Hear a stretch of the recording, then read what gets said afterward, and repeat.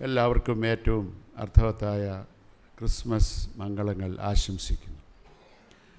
നമ്മുടെ ഒരുമിച്ചുള്ള ധ്യാനത്തിനായി തിരഞ്ഞെടുത്ത വേദഭാഗം ഏവൻഗേലിയോനായി വായിച്ച ലൂക്കോസ് എഴുതിയ സുവിശേഷം 2-ാം അധ്യായം 1 മുതലുള്ള വാക്യങ്ങളാണ്. ആരാധന മധ്യേ വായിച്ചു കേട്ടതുകൊണ്ട് വീണ്ടും വായിക്കുന്നതിനായിട്ട് ശ്രമിക്കുന്നില്ല.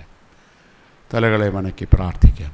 കർത്താവെ, അവിടുത്തെ ഏകജാതനായ പുത്രനെ നൽകുവാൻ തക്കവണ്ണം സ്നേഹിച്ച ആ വലിയ സ്നേഹത്തിനു മുമ്പിൽ ഞങ്ങളെ തന്നെ വിനയപ്പെടുത്തുന്നു. തമ്പുരാനെ, നിൻ്റെ പുത്രനിലൂടെ ഞങ്ങൾക്ക് നൽകിയിരിക്കുന്ന രക്ഷയുടെ സന്തോഷവും നിത്യജീവനെക്കുറിച്ച് ഉറപ്പും പ്രത്യാശയും സാന്നിധ്യബോധവും എല്ലാം തന്ന് അനുഗ്രഹിക്കണമേ എന്ന് നിങ്ങൾ അപേക്ഷിക്കുന്നു. നിൻ്റെ വചനം ഞങ്ങൾക്ക് ദാനമായി തന്നിരിക്കുന്നു. ഞങ്ങളോട് സംസാരിക്കണമേ. ഞങ്ങളുടെ പുനഃപ്രതിഷ്ഠയുടെ ദിനങ്ങളാക്കി ഈ ദിവസങ്ങളെ ആക്കി തീർക്കണമേ. ആത്മാവെ ശക്തീകരിക്കണമേ. യേശുവിൻ നാമത്തിൽ അപേക്ഷിക്കുന്നു, ദയയുണ്ടായി കേൾക്കണമേ. കർത്താവിൻ്റെ വരവിന് വേണ്ടി സഭ ഈ ദിവസങ്ങളിലൊക്കെ ഒരുങ്ങിക്കൊണ്ടിരിക്കുകയായിരുന്നുവല്ലോ. കർത്താവ് നമുക്ക് വേണ്ടി ദൈവം തൻ്റെ ഏകജാതനായ പുത്രനെ ലോകത്തിന് നൽകിയ വലിയ സംഭവത്തെക്കുറിച്ചാണല്ലോ ഈ ദിവസങ്ങളിലൊക്കെ നാം ധ്യാനിച്ചുകൊണ്ടിരുന്നത്. അതിനോട് അനുബന്ധമായ സംഭവങ്ങളെക്കുറിച്ചാണ് നാം ധ്യാനിക്കുക. കന്യമറിയാമിനോടുള്ള അറിയിപ്പ് മുതൽ കർത്താവിൻ്റെ ജനനം വരെയുള്ള ഈ നാളുകളിൽ നടന്ന ഓരോ സംഭവത്തെക്കുറിച്ചും പഠിക്കുവാനായി ശ്രമിക്കുമ്പോൾ ഒട്ടും വിശ്വസിക്കാൻ പോലും സാധ്യമാകാത്ത വിധത്തിലുള്ള പല സംഭവങ്ങളുടെ നിര നമുക്ക് കാണാനായിട്ട് സാധിക്കും. ആദ്യത്തെ സംഭവം, ദൈവത്തിൻ്റെ ദൂതൻ മനുഷ്യൻ്റെ മുൻപിൽ, കന്യകയായ കന്യമറിയാമിൻ്റെയും ജോസഫിൻ്റെ മുൻപിൽ ഭിക്ഷക്കാരനെ പോലെ ഭിക്ഷപാത്രമായി നിൽക്കുന്ന സംഭവത്തെക്കുറിച്ചാണ്. തികച്ചും ഒരു വിശ്വസിക്കാൻ പോലും വയ്യാത്തൊരു സംഭവത്തെക്കുറിച്ചാണ് അവിടെ കാണുക. സകലവും ദൈവത്തിൻ്റേതാണ്, ദൈവത്താൽ സൃഷ്ടിക്കപ്പെട്ടതാണ്. മനുഷ്യനും ദൈവത്തിൻ്റേതാണ്, എല്ലാം തമ്പുരാൻ്റേതാണ്. എന്നിട്ടും തമ്പുരാൻ ഒരു ഭിക്ഷക്കാരനെ പോലെ മറിയാമിൻ്റെ മുൻപിലും യോസഫിൻ്റെ മുൻപിലും ഭിക്ഷപാത്രമായി നിൽക്കുന്ന സംഭവം എങ്ങനെയത് ഉൾക്കൊള്ളാനായിട്ട് സാധിക്കും? മറിയോട് ചോദിക്കുന്നു, ലോകത്തിൻ്റെ രക്ഷയ്ക്കായി എൻ്റെ ഏകപുത്രനെ ലോകത്തിൽ അയക്കുവാൻ മറിയയെ നിൻ്റെ ഗർഭപാത്രം എനിക്ക് കടം തരാമോ? ജോസഫിനോട് പറയുന്നു, എൻ്റെ ഏകജാതനായ പുത്രൻ ലോകത്ത് ജീവിക്കുന്നതിനായി, വളരുന്നതിനായി നിന്നെപ്പോലെ നീതിമാനായ ഒരു പിതാവിനെ എനിക്ക് വേണം. നിൻ്റെ സകല സ്വപ്നവും തകർന്നു പോകുമെന്നുള്ള സത്യമാണെങ്കിൽ പോലും ഈ വലിയ ഉദ്ദേശത്തിനായി ജോസഫെ, നിൻ്റെ ജീവിതത്തെ എനിക്കായി തരുവാൻ നിനക്ക് മനസ്സുണ്ടോ?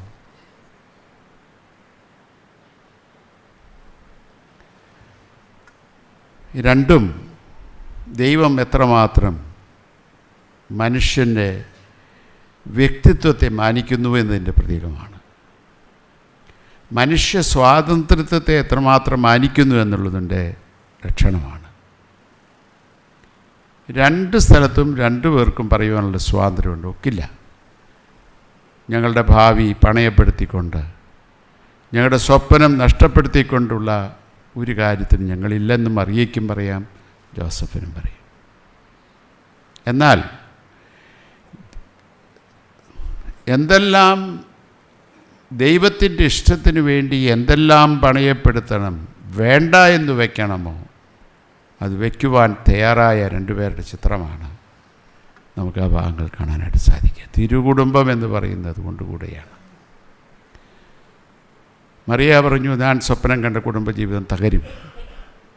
വിവാഹത്തിന് മുൻപ് ഗർഭിണിയായാൽ ഉണ്ടാകുന്ന പ്രശ്നം എന്താണ്? ന്യായപ്രമാണപ്രകാരം എന്നെ കല്ലെറിഞ്ഞു കൊല്ലും. ഞാനത് കണക്കാക്കുന്നില്ല. നിൻ്റെ ഹിതമാണ് എൻ്റെ ഹിതം. ജോസഫും അത് തന്നെയാണ് പറയാൻ ശ്രമിക്കുക. നിൻ്റെ ഹിതമാണ് എൻ്റെ ഹിതം. എൻ്റെ ഒരു വിചാരം, യേശുവിൻ്റെ ജനനം, അതിനോടനുബന്ധപ്പെട്ട സംഭവങ്ങൾ ആദ്യമായി നമ്മോട് ഓർമ്മിപ്പിക്കുന്നതും ആവശ്യപ്പെടുന്നതും ഇതാണ്. ഈ വിധത്തിൽ കൊടുക്കേണ്ട വില എന്തായാലും ദൈവമേ, എൻ്റെ സ്വപ്നത്തിന് വിപരീതമാണെങ്കിലും നിൻ്റെ ഇഷ്ടമാണ് എൻ്റെ ഇഷ്ടം എന്ന് ദൈവസന്നിധിയിൽ സമ്മതിക്കുന്ന അവസരമാണ്. അപ്പോഴാണ് യഥാർത്ഥത്തിൽ യേശുവിൻ്റെ ജനനാഘോഷങ്ങൾ അർത്ഥവത്തായിട്ട് തീരുന്നത്. തമ്പുരാനെ, നിൻ്റെ ഇഷ്ടമാണ് എൻ്റെ ഇഷ്ടം, അതെൻ്റെ സ്വപ്നത്തിന് വിപരീതമാണെങ്കിലും എന്തു വില കൊടുക്കേണ്ടി വന്നാലും നിൻ്റെ ഇഷ്ടമാണ് എൻ്റെ ഇഷ്ടം. അത് നമ്മുടെ ഹൃദയത്തിൻ്റെ ആഴത്തിൽ നിന്ന് ഉയരുവാൻ തക്കൊണ്ടിടയാകണം. ഈ കാലഘട്ടത്തിൻ്റെ ആവശ്യവും ഇത് തന്നെയാണ് എന്നാണ് എൻ്റെ ഒരു വിശ്വാസം. നാം താലോലിക്കുന്ന സ്വപ്നങ്ങളുണ്ട്, നമ്മുടെ കുടുംബത്തെക്കുറിച്ച്, മക്കളെക്കുറിച്ച്, സാഹചര്യങ്ങളെക്കുറിച്ച്, സഭയെക്കുറിച്ച്, എന്തും. എന്നാൽ തമ്പുരാനെ, അതല്ല, നീ എന്താഗ്രഹിക്കുന്നു അതാണ് എൻ്റെ ആഗ്രഹം. ഇത് പറയുവാൻ തക്കവണ്ണം നമുക്ക് സാധിക്കുമ്പോഴാണ് യേശുവിൻ്റെ ജനനത്തിൻ്റെ അർത്ഥം യഥാർത്ഥത്തിൽ ഉൾക്കൊള്ളുവാൻ തക്കവണ്ണം സാധ്യമായിട്ട് തീരുന്നത്.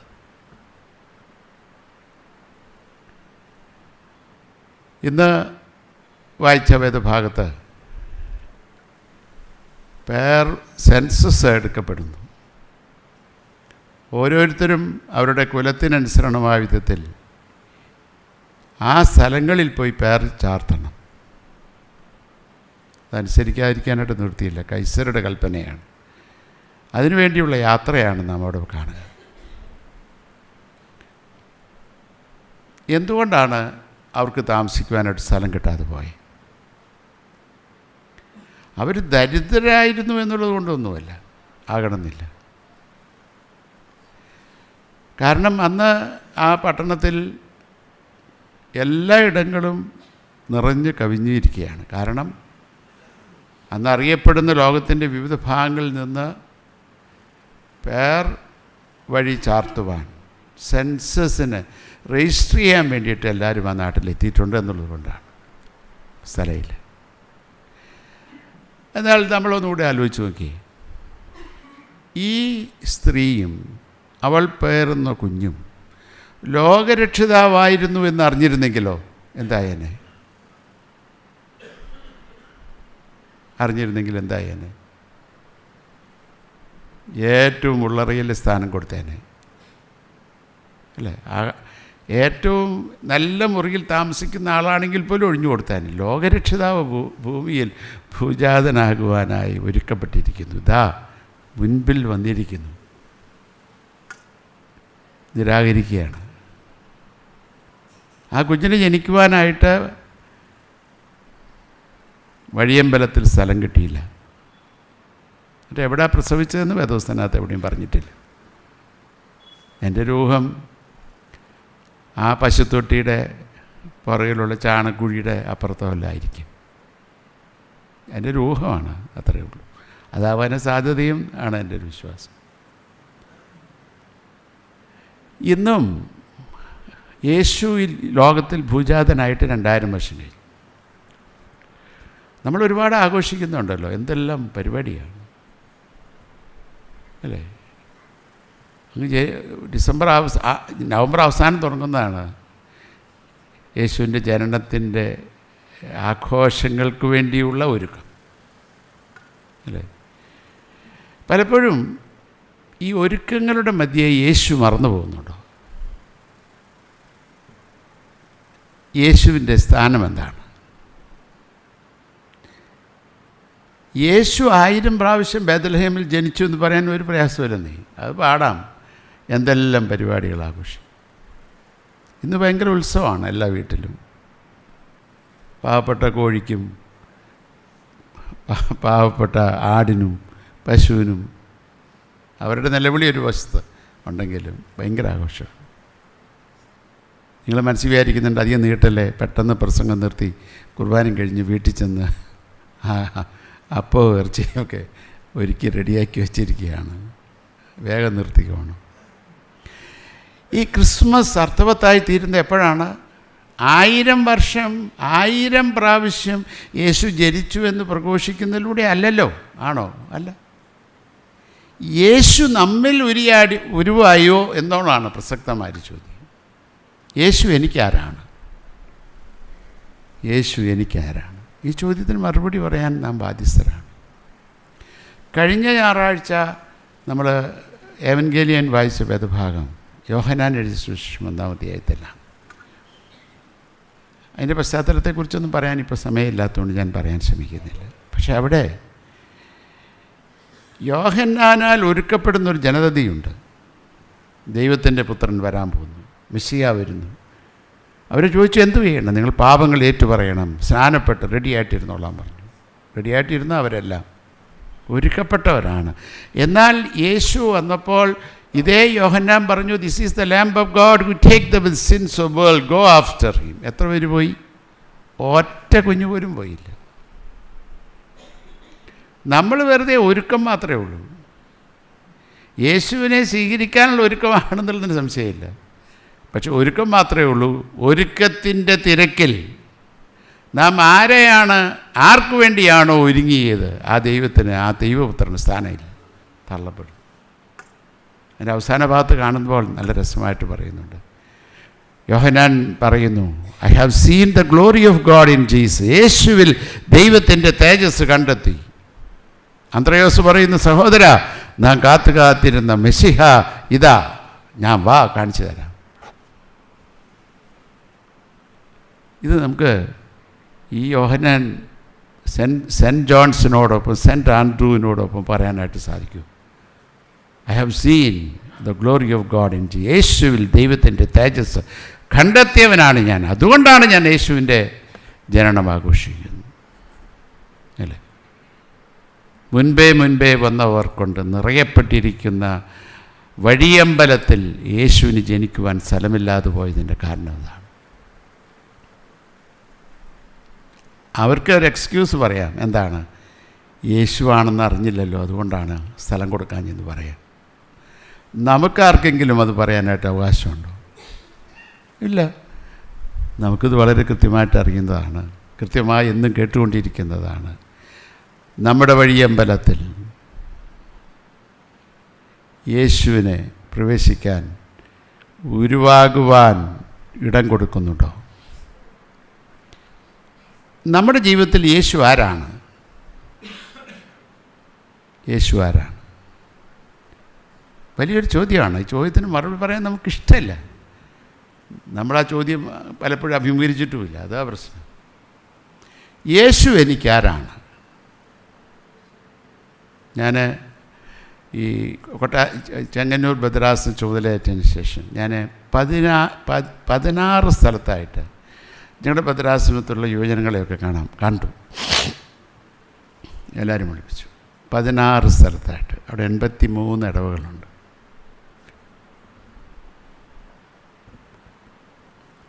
ഒരു ആവറേജ് 90 പേര് വന്നിരുന്നു. ആവറേജ്. അവർ കുറേ ചോദ്യങ്ങളൊക്കെ എന്നോട് ചോദിക്കുക. അതിന് വേണ്ടിയിട്ടായിരുന്നു. ഇൻറ്ററാക്റ്റീവ് സെഷനാണ്. പിള്ളേർക്ക് എന്നോട് ജോലിയും ചോദിക്കാനുണ്ടെങ്കിൽ ചോദിക്കാൻ വേണ്ടിയിട്ട്. അതിന് അവസാനം ഞാൻ അവരോട് 2-3 ചോദ്യം ചോദിച്ചു. ഒന്നാമത്തെ ചോദ്യം ചോദിച്ചത്, അവരോട് പറഞ്ഞു, ഇത് നിങ്ങളുമായി നേരിട്ട് ബന്ധമുള്ള കാര്യമല്ല, എങ്കിലും ചോദിക്കുകയാണ്, നിങ്ങളുടെയൊക്കെ എത്ര വീട്ടുപ്രാർത്ഥനയുണ്ട് എന്ന് ചോദിച്ചു. നിങ്ങൾ എത്ര പേര് കൈപൊക്കി കാണുമെന്നാണ് നിങ്ങളുടെ ഒരു ചിന്ത? ഇപ്പോൾ ഞാൻ ഇവിടുന്ന് ചോദിച്ചാൽ എങ്ങനെയിരിക്കും? ഇപ്പം നിങ്ങൾ പ്രാർത്ഥിക്കുന്ന അതാണെന്ന് എനിക്കറിയാം. കർത്താവെ കൈപൊക്കം പറയല്ലേ, വയ്യപ്പൊക്കം പറയല്ലേ എന്നാണ് നിങ്ങളെല്ലാവരും പ്രാർത്ഥിച്ചുകൊണ്ടിരിക്കുന്നതെന്ന് എനിക്ക് നല്ല നിശ്ചയമുണ്ട്. ഞാൻ ചോദിക്കാൻ പോകുന്നില്ല. ഞാൻ ചോദിച്ചാൽ ആദ്യം പ്രകാശത്തിന് ഓടേണ്ടി വരും. പിന്നെ വികാരി അച്ഛന്മാരൊക്കെ ഇവിടുത്തെ മെമ്പർമാരായതുകൊണ്ട് അവരും ഓടേണ്ടി വരും ചിലപ്പോൾ. എത്ര കൈ പൊക്കിയെന്നറിയാമോ? 6 പേരുടെ കൈ. എല്ലായിടത്തും 6-ൽ കൂടുതൽ കൈപൊക്കി. കാലത്തും വൈകിട്ടും വീട്ടുപ്രാർത്ഥനയുള്ള വീടിനെക്കുറിച്ച് ചോദിച്ചപ്പോഴത്തെ ചോദ്യം. രണ്ടാമത്തെ ചോദ്യം പറഞ്ഞു, നിങ്ങളോടുള്ള ചോദ്യമാണ്. പിള്ളേരെല്ലാം ഈ യുവജന സഖ്യത്തിലൊക്കെ വളരെ ആക്റ്റീവായിട്ട് പ്രവർത്തിക്കും. ഞാൻ ചോദിച്ചു, നിങ്ങൾ എത്ര പേർ കാലത്തും വൈകിട്ടും ഒരു 15 മിനിറ്റ് വേദവസ്തം വായിക്കുന്നവരുണ്ട്? എത്ര കൈ പൊങ്ങിക്കാണും? 7 കൈ. ഏവറേജാണ് ഞാൻ 7. ചില ഗ്രൂപ്പിലൊക്കെ 1-2 കൂടുകയോ കുറയുകയൊക്കെ ചെയ്ത് കാണും. അടുത്ത ചോദ്യം ചോദിച്ചു, നിങ്ങൾ എത്ര പേർ കാലത്തും വൈകിട്ടും ഒരു 15 മിനിറ്റ് തനിച്ച് പ്രാർത്ഥിക്കുന്നവരുണ്ട്? ഒരു കൈയും കൂടെ കൂടി പൊങ്ങിയിട്ടു. ഇത്രയേ ഉള്ളൂ. അവിടെ വന്നിരിക്കുന്നവർ എത്ര പേരാണ് നിങ്ങൾക്ക് ഊഹിക്കാം. 16 × 80 പരിക്കി മതി. പൊങ്ങിയ കയ്യിൻ്റെ കണക്കും അതൊക്കെ ഉള്ളൂ. എന്താണ് അത് നമ്മെ ഓർമ്മിപ്പിക്കുന്നത്? യേശുവിന് വസിപ്പാൻ ഇടമില്ല. അതാണ് നമ്മുടെ ഭവനങ്ങളിൽ ഇടമില്ല.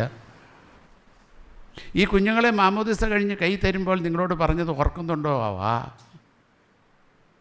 അല്ലേ? ഈ കുഞ്ഞ് വളർന്നു വരുമ്പോൾ എന്തു ചെയ്യണം?